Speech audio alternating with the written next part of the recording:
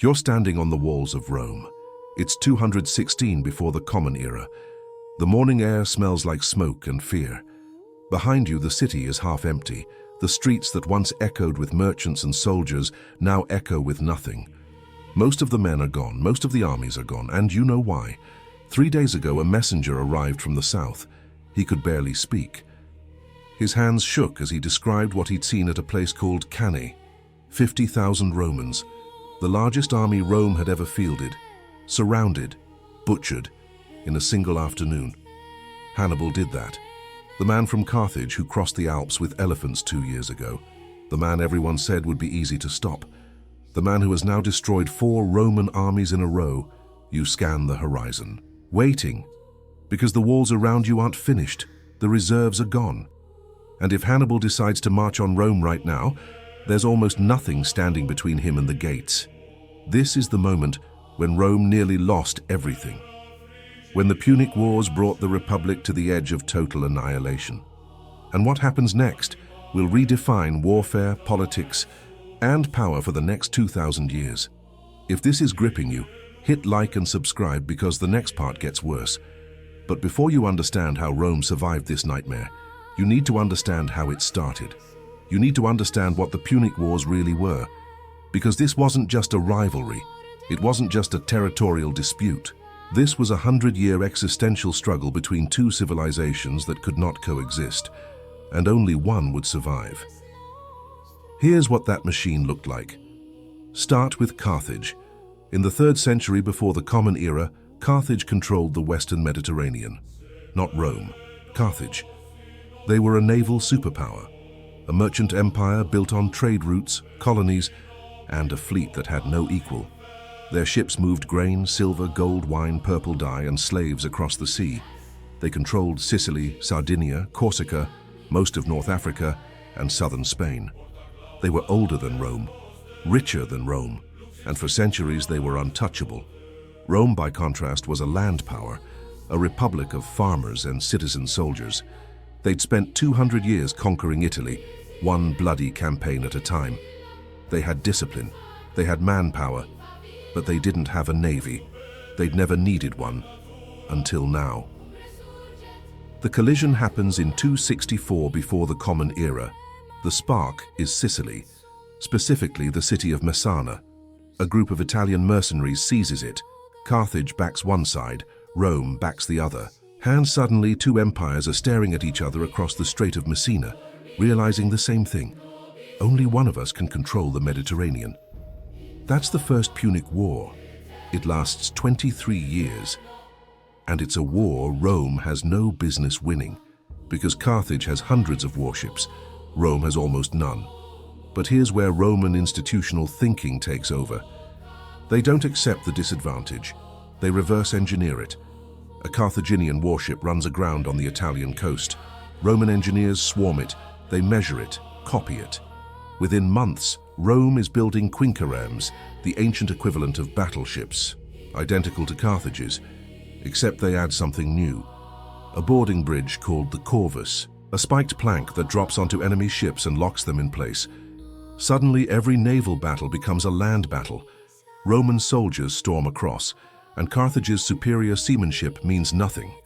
Think about the logic. Rome didn't try to outsail Carthage. They changed the rules. They turned the sea into an extension of land combat, and they did it in less than a year.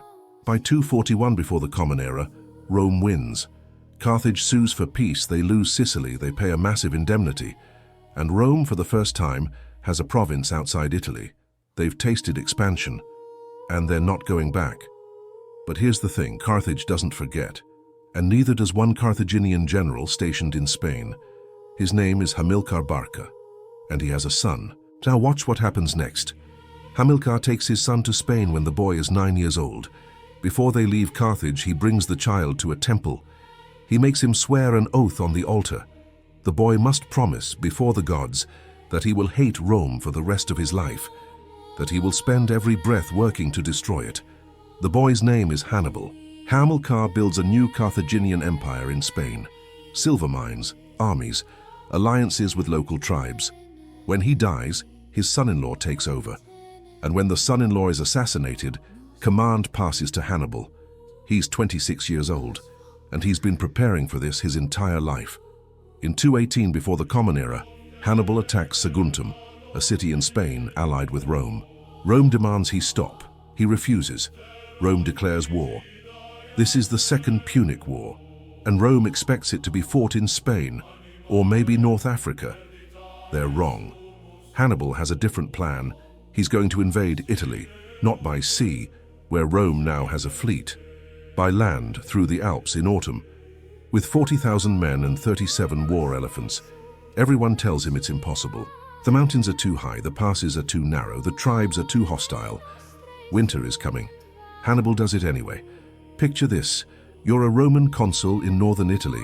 It's late autumn, 218 before the Common Era. You get reports of a massive army descending from the Alps. You don't believe it at first. No one crosses the Alps with an army, but the reports keep coming. Elephants, Iberians, Numidians, Gauls, and leading them a Carthaginian general who just lost half his men in the mountains and kept going. You mobilize. You meet him at the Ticinus River. Hannibal destroys you.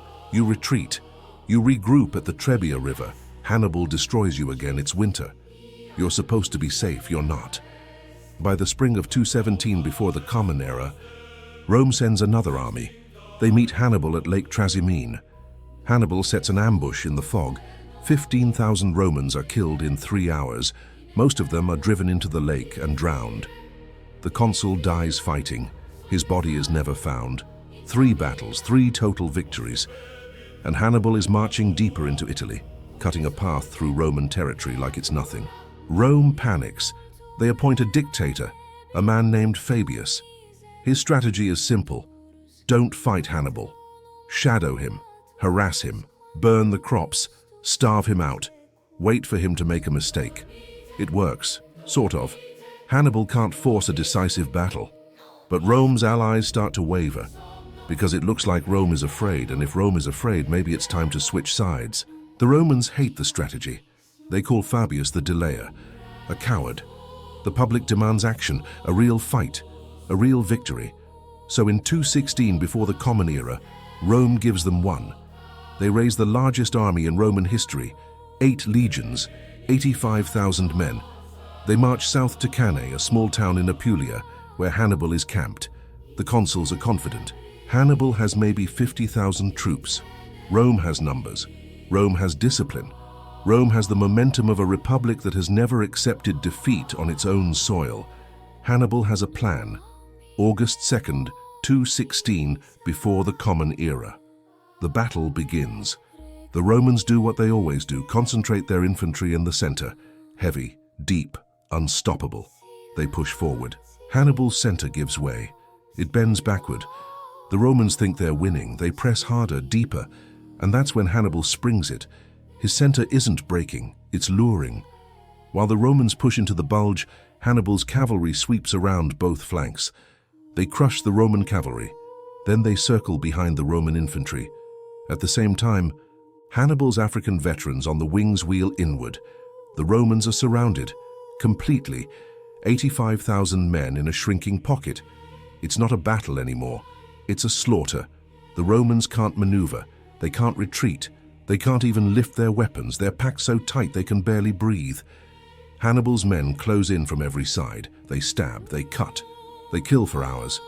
By sunset, 50,000 Romans are dead. 10,000 are captured. The rest scatter. One consul is killed. The other escapes. Barely. Cannae is the worst military disaster in Roman history. In one afternoon, Rome loses a quarter of its military-age male population. And here's the most terrifying part. It's not that Rome lost, it's what happens next. Or rather, what doesn't happen. Hannibal doesn't march on Rome. His officers beg him. "Give me the cavalry," one of them says. "I'll have dinner on the Capitoline in 5 days." But Hannibal refuses. He says he needs time. He needs to consolidate. He needs Rome's allies to defect first. Historians have debated this for 2,000 years. Why didn't Hannibal finish it? Some say he didn't have siege equipment. Some say he knew Rome's walls were too strong. Some say he was waiting for reinforcements from Carthage that never came. But here's what we know for certain. Hannibal had just annihilated the largest army Rome could field. The city was defenseless, psychologically shattered. And he stopped. Rome doesn't stop. Think about the logic. Any other state would have sued for peace. Any other state would have acknowledged reality. Rome had lost 4 armies in 2 years. They had no reserves. Half of southern Italy was defecting to Hannibal. Their allies were abandoning them. Rome's response? Raise more legions. They draft boys as young as 17. They arm slaves and promise them freedom if they fight. They empty the treasury. They melt down temple ornaments to pay for weapons. The Senate meets and debates surrender. The vote is unanimous. No, they will not negotiate. They will not even speak Hannibal's name in official proceedings. One senator proposes sending envoys to discuss terms. He's shouted down. Another suggests ransoming the Roman prisoners from Cannae. The Senate refuses. Those men surrendered. They're no longer Romans. This is the machine. This is Roman institutional logic at its most brutal and most effective. Rome doesn't fight wars to win battles. Rome fights wars to outlast you, to absorb losses you can't imagine, to keep raising armies until you run out of men, money, or will. And Hannibal is about to learn that the hard way. For the next 13 years, Hannibal stays in Italy. He wins more battles. He takes more cities. But he can't break Rome because Rome won't break. Every time he destroys an army, another one appears. Every time he takes a city, Rome takes it back. Meanwhile, Rome opens new fronts. They invade Spain. They cut off Hannibal's reinforcements. They attack Carthage directly in North Africa. They force Carthage to recall Hannibal. In 202 before the Common Era, Hannibal returns to Africa for the first time in 36 years. He meets a Roman army at Zama, led by a general named Scipio. The same Scipio whose father Hannibal defeated at the Ticinus. The same Scipio who studied every one of Hannibal's battles and learned his tactics. Scipio uses Hannibal's own strategy against him. He lures the Carthaginian elephants into a charge, then opens lanes in his formation and lets them through harmlessly. He uses his cavalry to sweep the flanks, just like Cannae, and then he closes the trap. Hannibal loses. For the first time in his life, he loses. Carthage surrenders. They're stripped of their navy, their empire, their independence. They pay an indemnity so large it will take 50 years, and Rome becomes the dominant power in the Western Mediterranean. But the Punic Wars aren't over, because Rome doesn't forgive, and Rome doesn't forget. For the next 50 years, Carthage rebuilds, slowly, carefully. They pay their debts, they stay neutral. They become a trading city again, prosperous but powerless, and Rome watches, nervously. In the Roman Senate, there's a man named Cato. Every speech he gives, no matter the topic, ends the same way. Carthage must be destroyed. In 149 before the Common Era, Rome finds a pretext. Carthage defended itself against a neighboring kingdom without Roman permission. Technically, that violates the treaty. Rome demands impossible reparations. Carthage offers to comply. Rome demands the city be abandoned and rebuilt 10 miles inland, away from the sea. Carthage refuses. The Third Punic War begins. It lasts 3 years. It's not a war. It's an execution. Roman armies besiege Carthage. The city holds. For 3 years, they hold. Women cut their hair to make bowstrings. They eat leather. They eat each other. In 146, before the Common Era, the Romans break through. They go house to house. They kill everyone, men, women, children. When the killing is done, they burn the city. For 17 days, Carthage burns. The survivors, 50,000 people, are sold into slavery. Then Rome does something unprecedented. They plow the ruins. They sow the ground with salt so nothing will grow. They curse the site. They erase Carthage. Not just the city, the name, the memory, the idea that Carthage ever existed as anything but a warning. This is what Rome does to existential threats. This is the pattern. And here's what you need to understand. The Punic Wars weren't just about Carthage and Rome. They were about what kind of power survives. Carthage was a merchant empire, flexible, pragmatic, willing to negotiate. Rome was a republic of soldiers, absolute, uncompromising, willing to sacrifice everything. In the end, pragmatism lost. Absolutism won. The Punic Wars gave Rome the Mediterranean. They gave Rome the wealth to expand into Greece, Asia, Egypt. They gave Rome the military tradition that would build an empire lasting 500 years. But they also gave Rome something darker, the belief that total victory is the only acceptable outcome. That compromise is weakness, that enemies must be destroyed so completely that even their memory is erased. Hannibal knew this. After Zama, he fled Carthage. He spent the rest of his life running from Roman assassins. They chased him across the Mediterranean for 20 years. In 183 before the Common Era, cornered in a palace in Bithynia, he took poison. His last words, according to legend, were, "Let us relieve the Romans of their anxiety. They are too impatient to wait for an old man to die." Even in death, he was still fighting Rome, and Rome was still hunting him. So here's the question I want you to think about. What does it cost to be the power that never bends? Rome survived Cannae. Rome destroyed Carthage. Rome built an empire. But in doing so, did it become the thing it feared? Did the war that saved Rome also create the machine that would eventually devour itself?